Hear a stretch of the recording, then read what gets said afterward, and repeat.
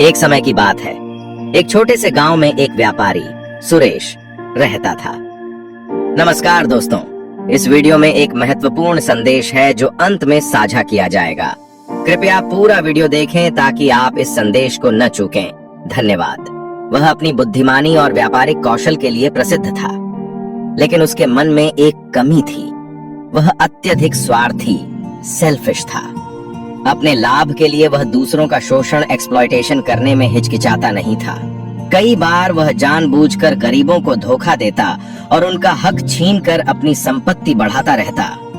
एक दिन गांव के एक बूढ़े किसान रामू ने सुरेश से मदद की गुहार लगाई।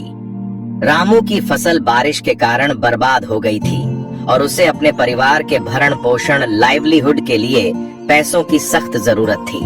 उसने सोचा कि सुरेश गांव का सबसे धनी व्यक्ति है और उसकी मदद कर सकता है। रामू ने सुरेश से थोड़े पैसे उधार मांगे ताकि वह अगली फसल के लिए बीज, सीड खरीद सके। सुरेश ने रामू की दुर्दशा का फायदा उठाने का सोचा।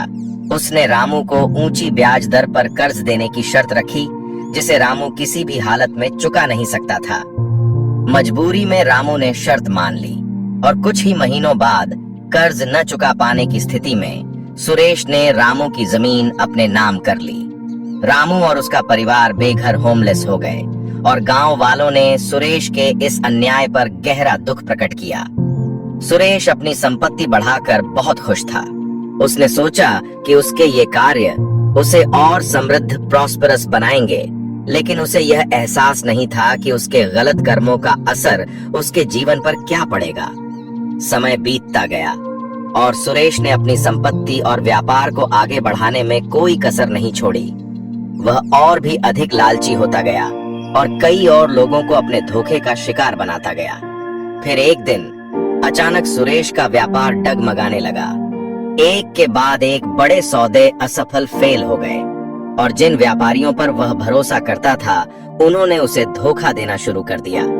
धीरे धीरे उसकी संपत्ति घटने लगी और जिन लोगों को उसने नुकसान पहुंचाया था, वे अब उसकी असफलता पर हंस रहे थे।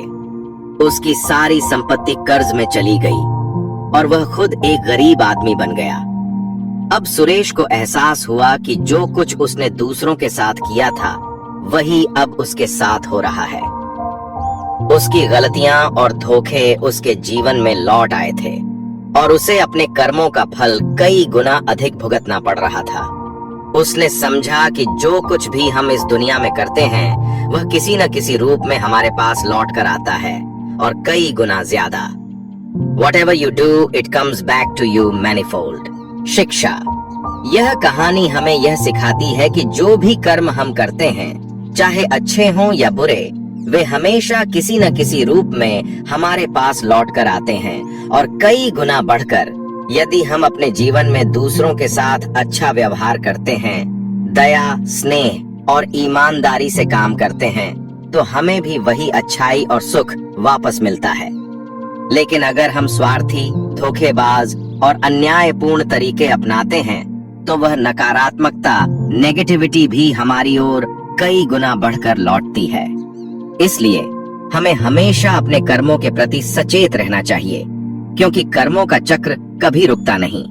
अगर आपको यह वीडियो पसंद आया हो तो कृपया इसे लाइक और शेयर करें। इसके अलावा हमारे चैनल इंस्पायरिंग स्टोरीज को सब्सक्राइब करना न भूलें, ताकि आप हमारी नई वीडियोस के बारे में अपडेट रह सकें। आपका समर्थन हमारे लिए बहुत महत्वपूर्ण है। धन्यवाद।